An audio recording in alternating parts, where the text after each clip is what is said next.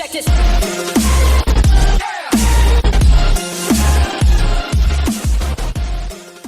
Welcome to Chaotic Strategies, everybody. I'm your host, the Strategist. Today we're going to be talking about a game called Chinese Checkers, which is pretty amusing because it has absolutely nothing to do with China or checkers at all.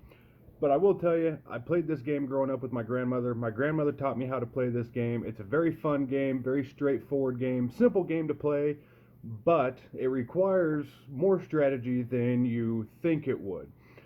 This game is for 2 to 6 players. It's played on a star-shaped wooden game board. These boards are made from all sorts of different material. My grandmother's, hers is hanging on her wall. It's made from a really nice wood. It's got a nice oriental inlay to it. A beautiful board. I've seen some more extravagant boards made out of marble or granite. So, I mean, there's all sorts of different boards out there. Before I get into some just kind of how it works and how it plays and some little tips and tricks that you can use playing this game, let me give you a brief little history rundown on this game because it's pretty amusing.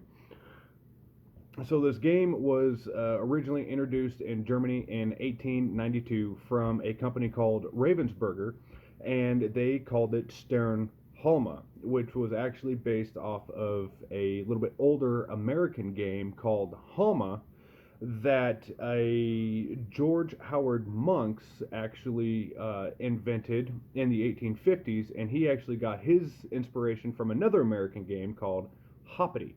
So Halma, the original Halma game, was actually on a square board that had a 16 by 16 square checkered board, and you actually controlled the four corners of the board and played the game that way.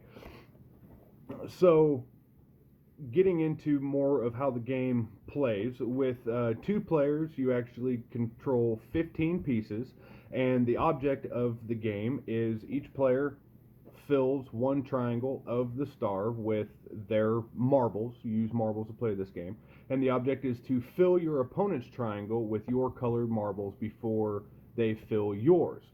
So if you have more than 2 players, 3 to 6 players, each player gets 10 pieces instead of 15. So the great thing about this game is it's very versatile, even with 2 players. So with 2 players, you can either choose to just run one square or one triangle, but the correct way to play it is if it's 2 players, each player controls 3 triangles of the board, and so you're utilizing 3 different sets of marbles to attack your opponent. So there's a few ways that you can go about this. One is you can kind of play just purely defensive, blocking all of your opponent's moves, forcing them not to be able to get to your side. And the other way is by purely offense and what's called hopping. You can hop your opponent's pieces one at a time, or you can chain hop. So if they have several gaps in between a few of their pieces, as long as each move is symmetrical and adjacent from each other, you can hop those pieces all the way back to their side of the board. That's going to be the fastest way that you can win at this game. If you have more than 2 people, if you're playing with a group of 3 to 6 players, this is when things really start to get interesting, and you really have to start thinking outside the box. You can choose to play individually, or you can choose to make teams of 2 to play the game. So once you start moving outside of your triangles, you have a limited space. Everything starts getting real crowded in the center of the board, and here is a picture of what the Sternhalma or Chinese checkers game board looks like. You can see you have the 6 points there, and then you fill each point, and then you start moving towards the center. The beautiful thing about having more players is you have a greater chance to chain hop numerous sets and numerous players to get where you need to go. One of the best ways that I was taught on how to play the game is to block your opponent's moves and force them to create openings so that way you can chain hop wherever you need to go. Now, when you have more than two players, that gets interesting because now you have to start thinking about all the other opponents' moves on the board as well, and start thinking about where you want to go and who you want to take out first without getting taken out yourself. What's similar about this to Homa, this here is what a Homa game board look like. Like I said, it's a 16 by 16 square checkered board, and you have the four corners that you start in, and you have to same premises, jump and fill those four corners with your colored pieces as well. So Chinese checkers actually didn't get the name Chinese checkers until about 1928 when it was introduced in America by the Pressman Toy Company. It was originally called Hopching checkers, and then it was later changed to Chinese checkers. Now, I can't find any reason at all why it was changed to Chinese checkers. There's no hard evidence as to why it was. Um, the biggest thing the only thing that I could really find on why the name got changed to Chinese checkers was during that time in the 1920s and the 1930s. The Asian culture was very huge here in America. It was getting to be very popular.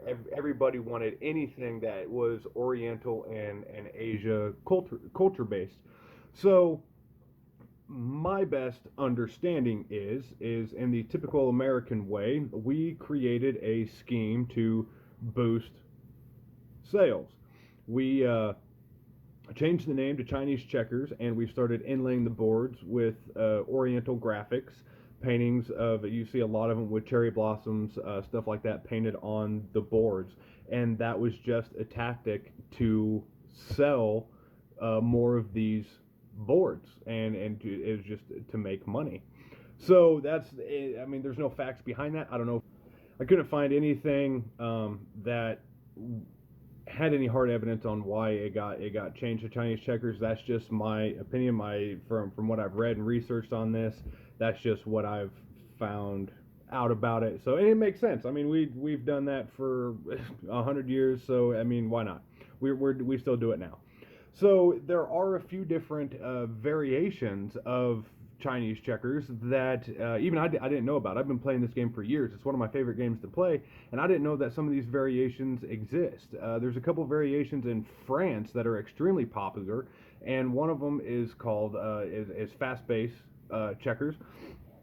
And the way that game works, you can only hop one of your opponent pieces at a time, but what you can do to make up for that is if you have a row of your own pieces in a line, in a symmetric line, you can jump one of your own, you can jump all of those pieces. Let's say you have 5 pieces lined up in a straight line and you have an opening at the end of that 5. Well, you can take the last piece of that 5, your 5th piece, and jump over the other 4 to that symmetric line. So that's why they call it fast-paced. And only being able to hop one of your opponents at a time is great because it causes for more grouping. You can play more defensive on this type of gameplay, but being able to jump over your own pieces that way kind of makes up for the chain hopping, like I mentioned earlier, going into your opponent's other triangle. The other version that I saw, which I never thought about or even knew that it existed, is called capture. And so the whole object of that is to capture as many of your opponent's pieces as possible, just like in regular checkers.